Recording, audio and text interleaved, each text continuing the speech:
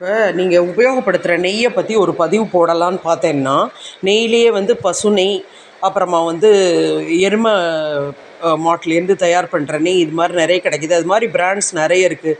Tirumala, GRB, Arokya, Aavin, Milky Mist, அப்புறம் 777, இந்த மாதிரி நிறைய நெய் வகைகள்லேயே நிறைய இருக்குது.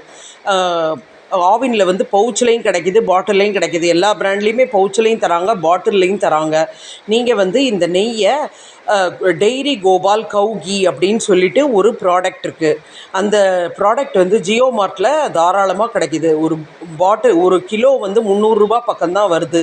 நீங்கள் வந்து இந்த ப்ராடக்டை வாங்குனீங்கன்னா உங்கள் பட்ஜெட்டுக்குள்ளே இருக்கிறதோட நீங்கள் ரொம்ப இவ்வளோ போடுறோமே, அதாவது குலோப் ஜாமுன் பொரிக்கிறதுக்கெல்லாம் நெய் யூஸ் பண்ணுவோம் இல்லையா, அது வந்து ஆவின்லாம் ஊற்றுனோன்னா இருக்கிற இடமே தெரியாமல் போயிடும் சட்டியில்.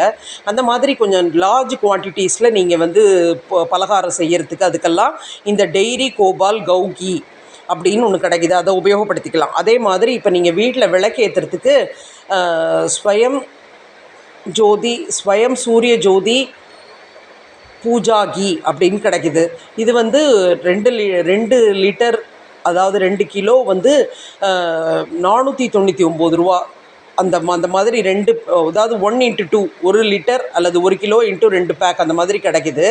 இது வந்து நீங்கள் வீட்டில் சாமிக்கு விளக்கு ஏற்றுறதுக்கு, அப்புறம் வந்து சாம்பிராணி போட்டிங்கன்னா அந்த சாம்பிராணி நல்லா பிடிக்கிறதுக்கு கற்பூரமோ ஏதோ ஒன்று வைக்க வேண்டியிருக்கும்.